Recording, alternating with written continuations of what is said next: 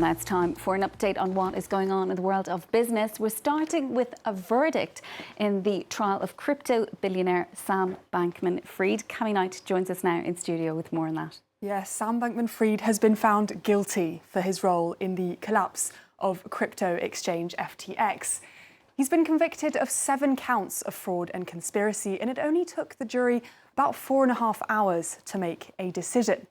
FTX was once one of the most trusted names in crypto, so regulators, investors and the crypto community have been watching the trial very closely because this could be a sign of a potential larger crackdown on a market that's so far pretty unregulated. Liza Kamenov talks us through the trial. A stunning fall from grace for Sam Bankman-Fried. The cryptocurrency golden boy was found guilty of stealing billions of dollars of customers' money in one of the biggest financial frauds in US history. The jury reached its decision in just 5 hours, putting an end to his month-long fraud and conspiracy trial. It's a warning, this case, to every single fraudster out there who thinks that they're untouchable, or that their crimes are too complex for us to catch, or that they're too powerful for us to prosecute, or that they could try to talk their way out of it when they get caught. Those folks should think again and cut it out. And if they don't, I promise we'll have enough handcuffs for all of them. SBF, as he's known, is accused of stealing from the accounts of his FTX clients, using customer deposits to make investments, purchase real estate and repay investors of his hedge fund Alameda Research. When FTX collapsed in November, $8 billion in customer funds were missing, all vanished into investments at Alameda. Bankman-Fried defended the money transactions between his firms as permissible and claimed he'd been unaware of the financial hole until October last year, just a few weeks before the bankruptcy. But former members of SBF's inner circle testified that he instructed Alameda to raid his customers' deposits on FTX virtually without limit. SBF's lawyer says he will continue to fight the charges. We respect the jury's decision. We're very disappointed in the result.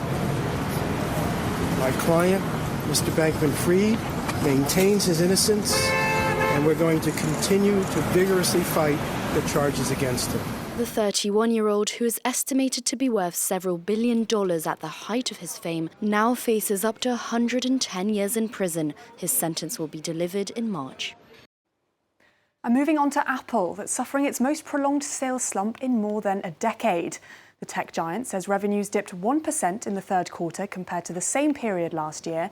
And it's mostly sales of Mac computers and iPads that have been struggling, because iPhone sales actually hit a new record, generating $43.8 billion in sales, slightly higher than what was estimated.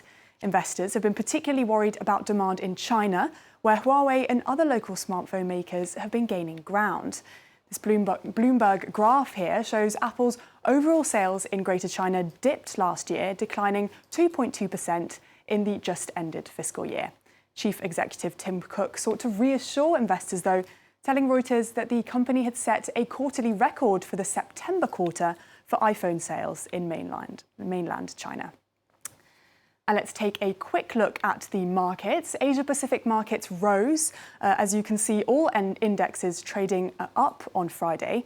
Japan markets were shut, though, for a public holiday. And in Europe, stock markets are also rounding off a good week after central banks paused their interest rate hikes. London FTSE up 0.2%, Frankfurt DAX up 1.5%, and Paris CAC 40 up 0.2%. And we end with the first global summit on AI safety wrapping up in the UK. It brought together tech experts, academics and global leaders, with companies like Meta, OpenAI and Google also present, in an effort to address the risks and opportunities posed by artificial intelligence. On the final day, a group of countries, including China, agreed to work with companies in testing new AI models before release to mitigate potential threats to public safety. UK Prime Minister Rishi Sunak has called the summit a diplomatic coup. Take a listen. As with every wave of new technology, it also brings new fears and dangers. So no matter how difficult it may be, it is the right and responsible long-term decision for leaders to address them. That is why I called this summit. He also met with Elon Musk on the sidelines of the summit, and Musk told him that AI was the most disruptive force in history and that at some point, Sharon, AI would be able to replace all jobs. Not surprising from Elon Musk, but not particularly reassuring either. Cami, thank you so much for that. That is Cami Knight joining us from our business desk here at France 24.